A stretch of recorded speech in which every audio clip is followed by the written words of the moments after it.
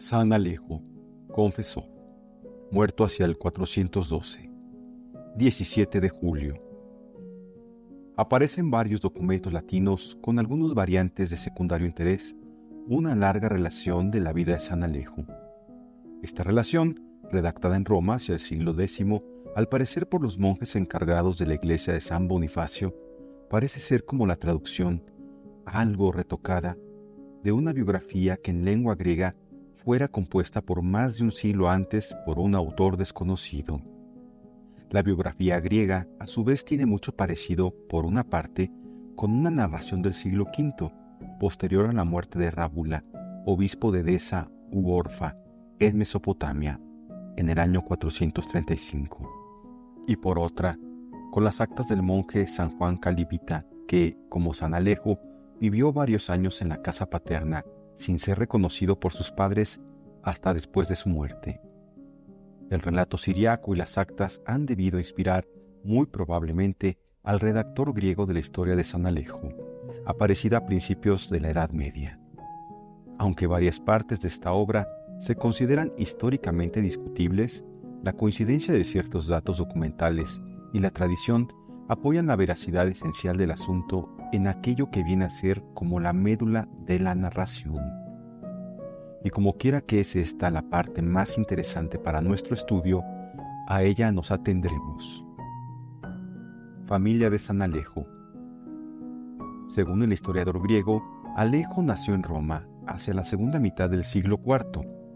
Era su padre Eufemiano, uno de los más ricos e ilustres senadores de la ciudad, y su madre Aglais, de nobleza igual a la de su esposo, pero ambos aún mucho más recomendables por su notoria virtud que por su nacimiento y bienes de fortuna. Su casa era albergue de todos los necesitados y su caridad ilimitada.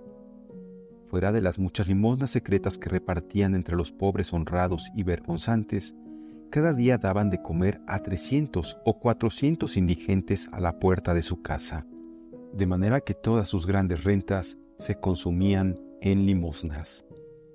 Inclinábales más a esta misericordiosa liberalidad el hallarse sin sucesión y sin heredero, pero al fin les concedió el cielo uno que, desde luego, consideraron como fruto de sus limosnas y de sus oraciones. El nacimiento de Alejo llenó de gozo a toda la familia. La santidad de su vida la colmó con el tiempo de gloria y esplendor. Pasó los primeros años de la niñez en compañía de sus padres, cuyos ejemplos y doctrina eran igualmente eficaces para grabar en su tierno corazón el amor a todas las virtudes. Pusieron ellos el mayor cuidado en buscarle maestros que fuesen tan hábiles en la ciencia de los santos como en las ciencias humanas. Con la ayuda de estos, hizo Alejo progresos extraordinarios que acreditaron en poco tiempo la excelencia de su ingenio. Concurrían además en nuestro joven la afabilidad y nobilísima índole del carácter, rara agudeza de penetración y fácil palabra. Condiciones estas que no tardaron en granjearle muy halagadora fama. Como por otra parte realzaba tales dotes con un exquisito trato y modales elegantes y finos, pronto aquel renombre acabó por formar un ambiente de popularidad que hizo de Alejo la admiración y el encanto de la ciudad entera, lo cual no dejaba de alegrar profundamente a sus padres. Fundaban ellos todas sus humanas ilusiones en el que había de heredar las glorias familiares, y aquel feliz comienzo tenía que causarles gran satisfacción. Heredero de inmensa fortuna y emparentado por alguno de sus ascendientes con el príncipe que a la sazón gobernaba el Imperio Romano, el joven parecía naturalmente destinado a empleos y cargos distinguidos. El mundo con sus glorias y honores le sonreía.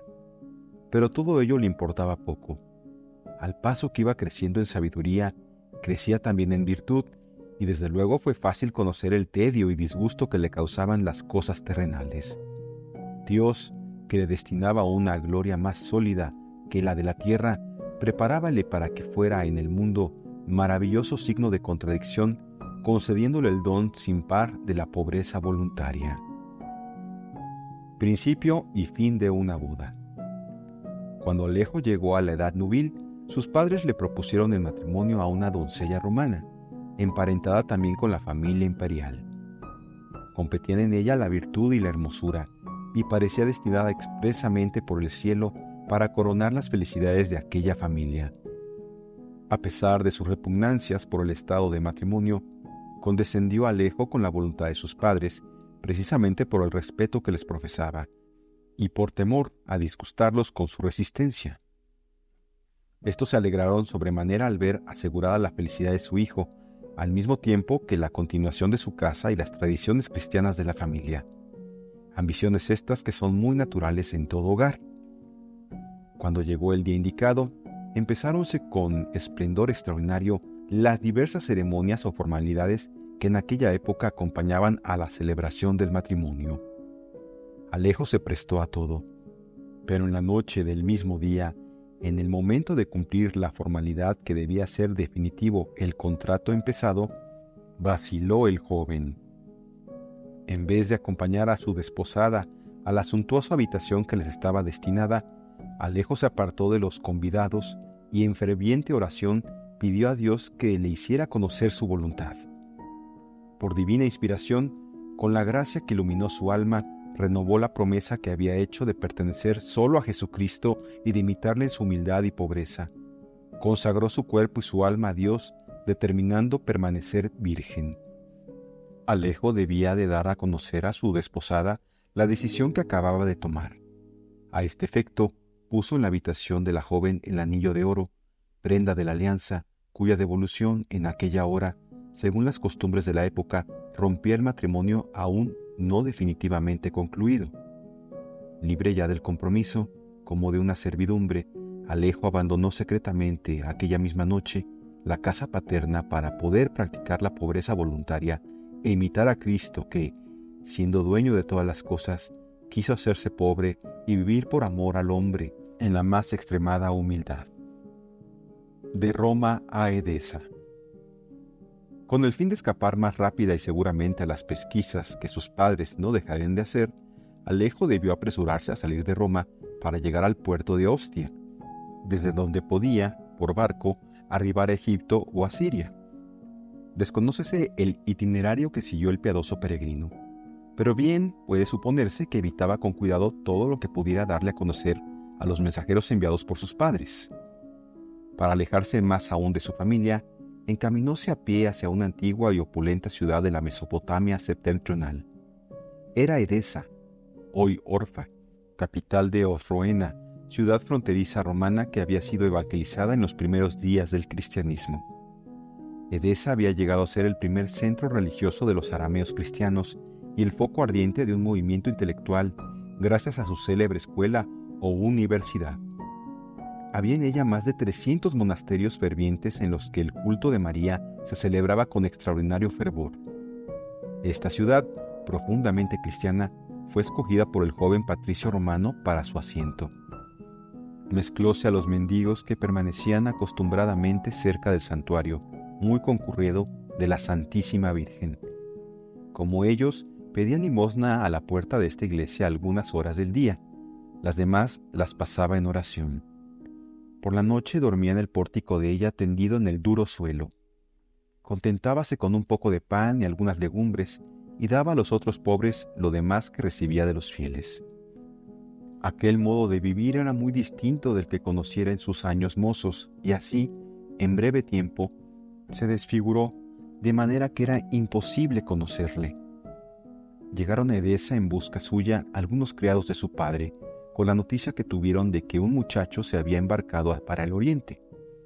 Conociólos él muy bien, pidióle limosna y se la dieron sin saber a quién se la daban. No estuvo escondida mucho tiempo virtud tan extraordinaria, a pesar de las diligencias que Alejo hacía para ocultarla. El sacerdote sacristán de la iglesia quedó muy edificado de la conducta y palabras de este pobre, que un día, bajo el sello del secreto, le abrió su alma y le dio a conocer la razón de su presencia en Edesa. Si ha de creerse al autor de la vida griega, el hijo del senador Eufemiano debió permanecer 17 años en la abyección y el olvido entre los mendigos de Edesa. Tras este lapso de tiempo, luego a la Santísima Virgen glorificar a su siervo revelando su gran santidad por un portentoso milagro. San Alejo sale de Edesa. Pasando un día el tesorero, o tal vez el sacristán de la iglesia, bajo los pórticos del santuario dedicado a María, la imagen de la Virgen se iluminó con claridad repentina. Asombrado por este prodigio, el sacerdote se arrodilló temblando a los pies de Nuestra Señora. La Madre de Dios le tranquilizó con ademán lleno de dulzura y, mostrándole el mendigo que estaba cerca, le dijo: «Ve, prepara a este pobre una habitación conveniente. No puedo sufrir que uno de mis siervos tan devoto permanezca abandonado y desconocido a la puerta misma de mi santuario». La noticia de esta revelación se divulgó pronto por la ciudad. Alejo, para sustraerse a las muestras de respeto y veneración de que era objeto y para impedir que su verdadera condición viniera a descubrirse, salió inmediatamente de Edesa y por etapas llegó a la costa siria y embarcóse en un navío que se hacía a la vela para Tarso. Esperaba visitar esta ciudad llena aún de recuerdos de San Pablo, pero una furiosa tempestad obligó al barco a cambiar de rumbo. Después de una travesía bastante larga, llegaron frente a las costas de Italia y no lejos de Roma, en donde la providencia había fijado la morada definitiva del ilustre peregrino. Mendigo en la casa paterna.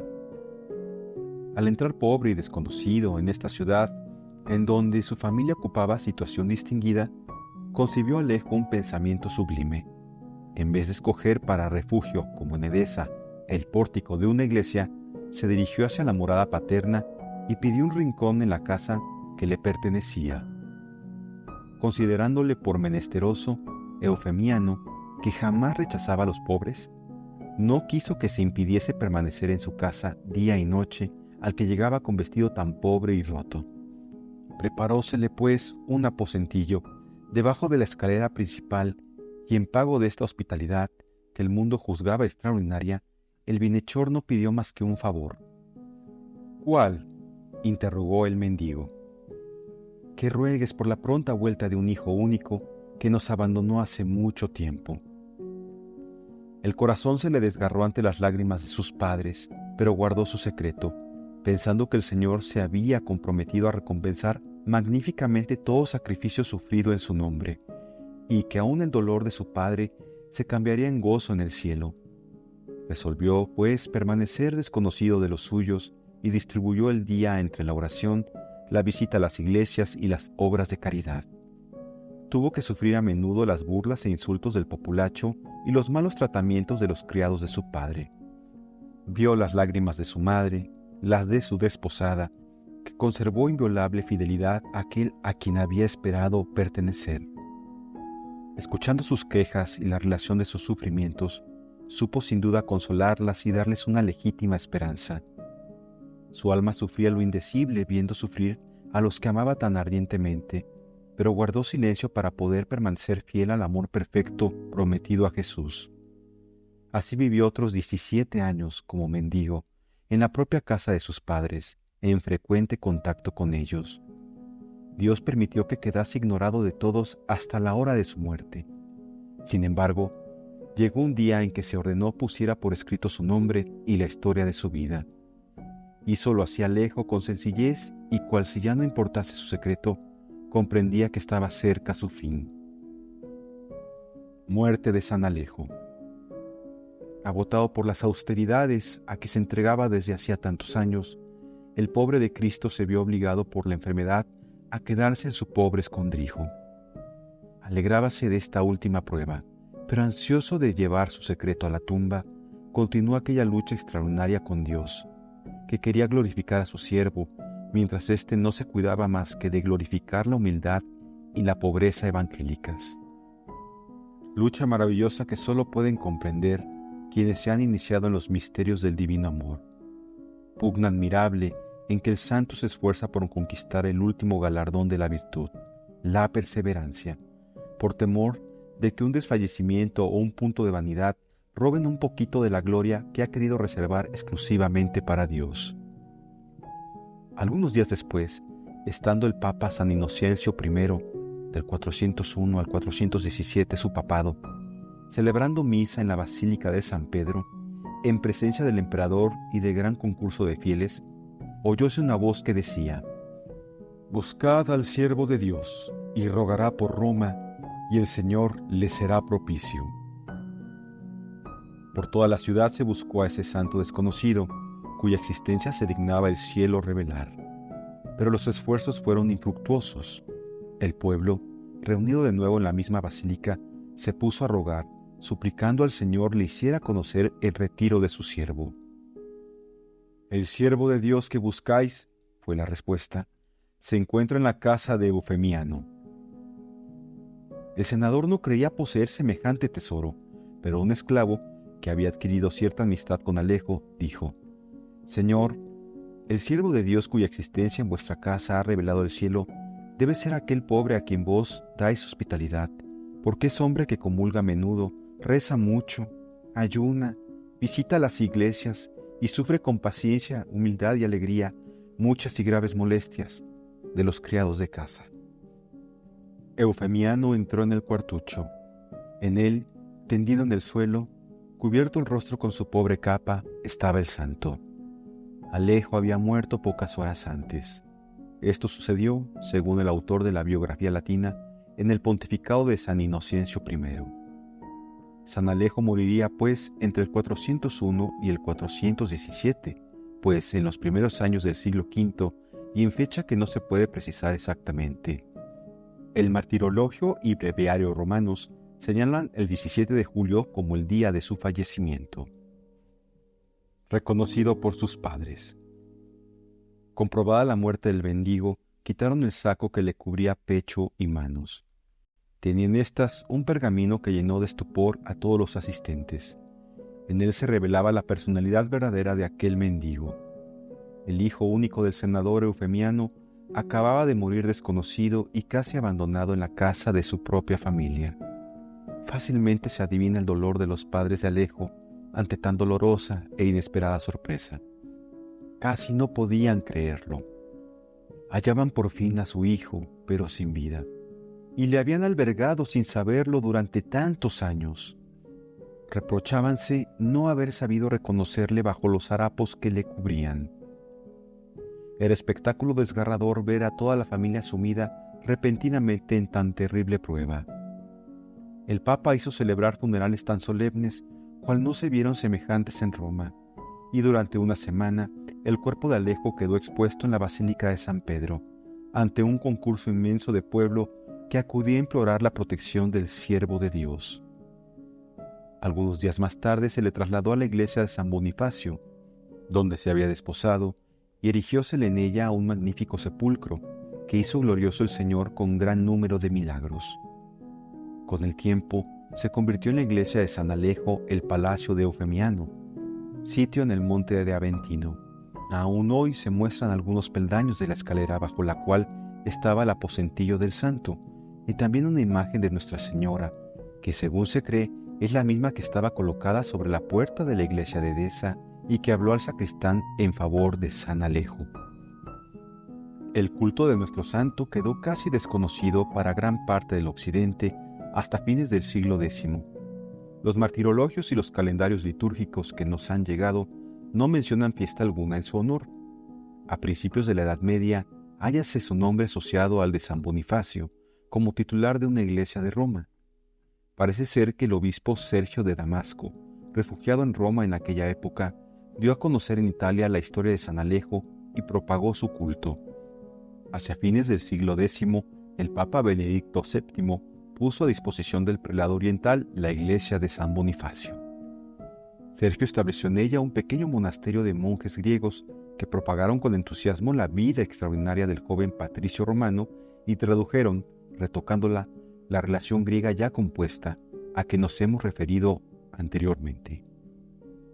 En la ciudad eterna se hizo pronto muy popular la devoción a San Alejo, porque el peregrino mendicante era romano de origen y había vuelto a morir a la casa paterna. Pero esta devoción se propagó también fuera de Roma. San Adalberto, obispo de Praga, que vivió durante algún tiempo en el monasterio benedictino de los santos Bonifacio y Alejo, en el Aventino, año 997, dejó una homilía sobre el santo. Otro obispo del siglo XII, llamado Marbodio, compuso un extenso poema sobre el mismo. Baronio hace notar en sus anales eclesiásticos del año 1004 un milagro obtenido por intercesión de los santos Alejo y Bonifacio en favor de un religioso enfermo de la peste. La cripta de San Clemente en Roma conserva frescos de la segunda mitad del siglo XI, en uno de los cuales se representan algunas escenas de la vida de San Alejo. En la Iglesia latina, la fiesta de este confesor, instituida probablemente hacia el año 1200, se celebra el 17 de julio. Solo se hizo durante mucho tiempo una simple conmemoración según el breviario de 1550. El Papa Urbano VIII, el 18 de octubre de 1637, la elevó a rito semidoble, que es el que conserva. El 31 de agosto de 1697, Inocencio XII la estableció como fiesta de precepto para la diócesis de Roma. La Iglesia griega honra a San Alejo el 17 de marzo. En la iconografía cristiana, represéntase a San Alejo con las insignias de los peregrinos de antaño, el bordón, la cuenca y el sombrero, o como un mendigo que tiene entre las manos, rígidas por la muerte, el escrito que le hizo reconocer. Es invocado como patrono de los peregrinos y mendigos. El cuerpo de San Alejo se halla bajo el altar mayor de la iglesia de San Bonifacio, en Roma. En el altar del Santísimo Sacramento de la citada iglesia se venera una imagen de la Virgen que el peregrino trajo de Edesa.